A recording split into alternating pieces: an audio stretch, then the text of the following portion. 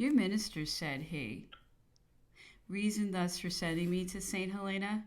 This Bonaparte is a man of talent and has always been an enemy to England. The Bourbons are a set of imbeciles, and it is better for the English to have imbeciles on the throne of France in persons of talent. For the former will not have the ability, though they may have the inclination, to do as much mischief to England as the latter. We must do everything we can to keep down the French, who are our natural enemies, and the best mode of effecting it is to place a set of fools upon the throne, who will occupy themselves in restoring the old superstition, ignorance, and prejudices of the nation, and consequently weaken instead of strengthening it. They would have done better, continued he, to have left me upon the throne. I would have given the English great commercial advantages, which the Bourbons dare not offer. Besides, it would have kept up the importance of the English on the continent. For the other powers, being afraid of me, would have made sacrifices to keep on good terms with them in order to have them on their side, well knowing that without their aid they could do nothing against me. Whereas now, as they are not afraid of the Bourbons, they will set but little value upon the friendship of a power that they are jealous of and want to humble. Moreover, your ministers could always have held me up in terrorem to the people of England whenever they wanted to command the exertions of the nation. I see, added Napoleon, no feasible measure to remedy the distress of your manufacturers, except endeavoring by all means in your power to promote the separation of the Spanish South American colonies from the mother country. By means of this, you would have an opportunity of opening a most extensive and lucrative commerce with the South Americans, which would be productive of great advantages to you. If you do not adopt some steps of the kind, the Americans will be beforehand with you. If you act as I have said, they could trade with no other nation than you. Both Spain and France must be shut to them. If the war with England had lasted 2 or 3 years longer, added he, France would not have had any further occasion for colonies in consequence of the great encouragement I gave and the premiums I paid to those who devoted their chemical labors to the making of sugar, especially from the beetroot. It was sold so low as 15 sous a pound, and when the process should have been a little more matured, sugar would have been made in France as cheap as it could have been imported from the West Indies. I remarked that the French could with difficulty have done without coffee. They could very well have contented themselves with several kinds of herbs as tea, replied the emperor. Moreover, it would have been possible to have grown coffee in some of the southern parts of France, and an inferior kind of coffee of grain might have been substituted.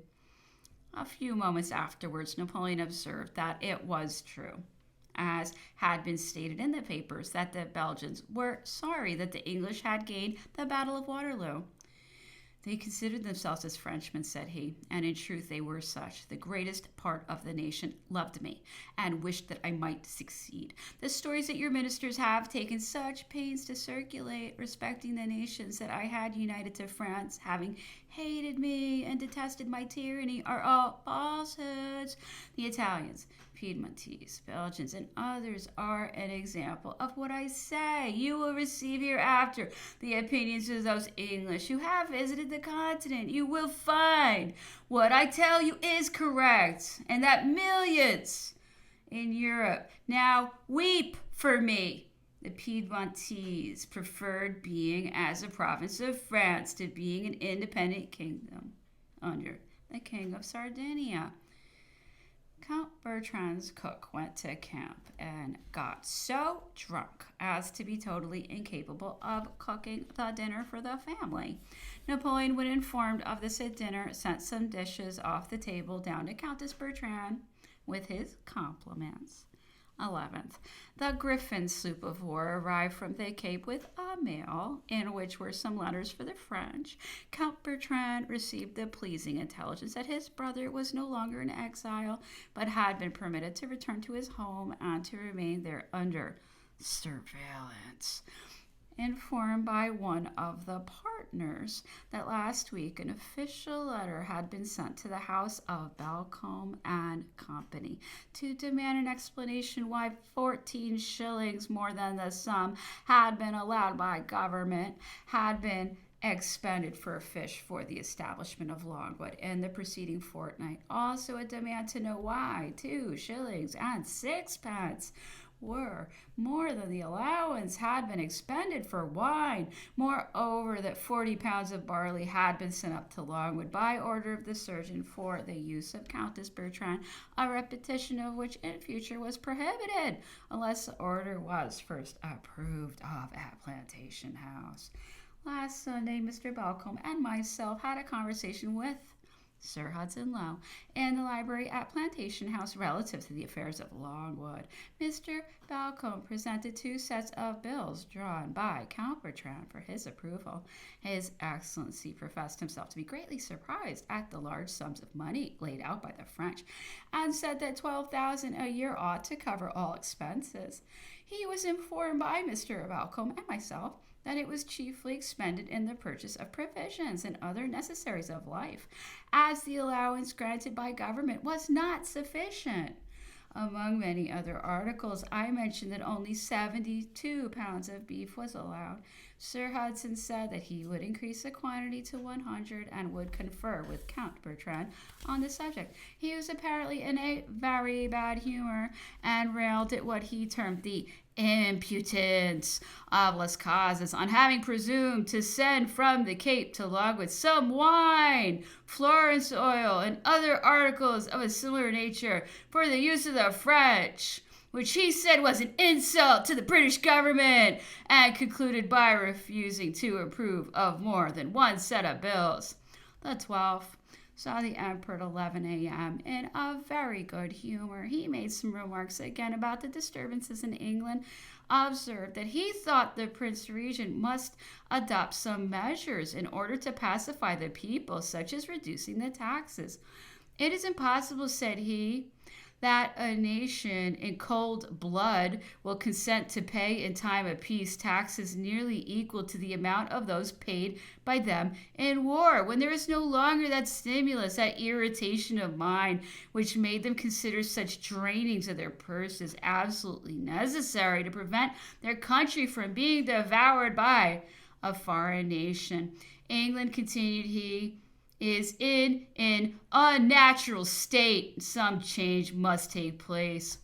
I said that though great distress existed in England, the disturbances were confined to the lower classes, and that it would end by a few of them being hanged.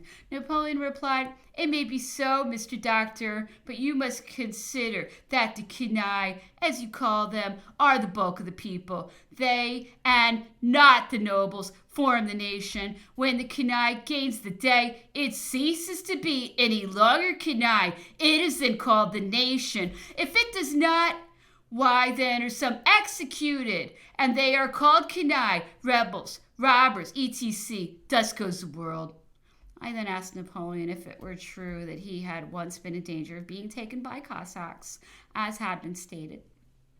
"At the Battle of Brienne," replied he, "I recollect that about 20 or 25 Uhlans, not Cossacks, got round one of the wings of my army and endeavored to fall upon a part of the artillery. It was at the close of the day, and just commencing to be dark, they stumbled somehow or another upon me in my état-major. When they saw us, they were quite lost. They did not know how to act. They did not know, however, who I was, whether was I myself for some time aware of what they were.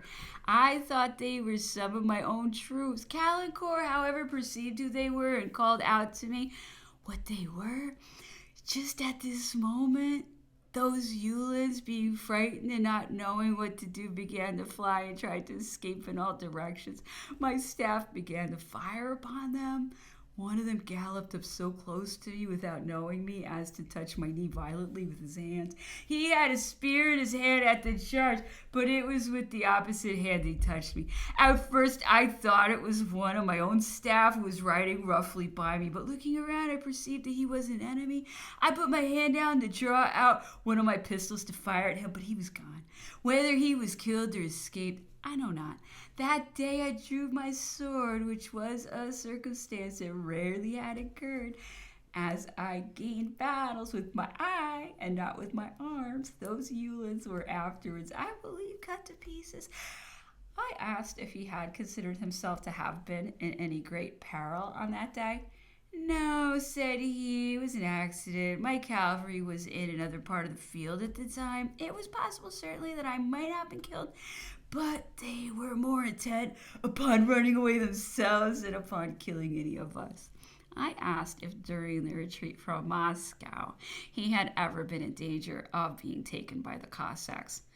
Never, replied Napoleon. I had always with me a guard sufficient to repel any attack and not even to admit of any apprehension as to the result in case one were made. 13th, Napoleon in his bath, in very good spirits, after some conversation on the subject of what had been lately published respecting him. I suppose, said he, that when you go to England, you will publish your book. You certainly have a better right to publish about me than Warden. And you can say that you have heard me say many things and have had long conversations with me. You would gain a great deal of money, and everybody would believe you. Truly, no French physician has ever been so much about me as you have. I saw them only for a few minutes. The world is anxious to know every little circumstance of a man that has happened to make any figure in it, such as all the little trifles about how he eats, drinks, sleeps, his general habits and manners. People are more anxious to learn those sottises than to know what good or bad qualities he may possess. Pour moi, il suffit de dire la vérité. For me, it suffices to tell the truth.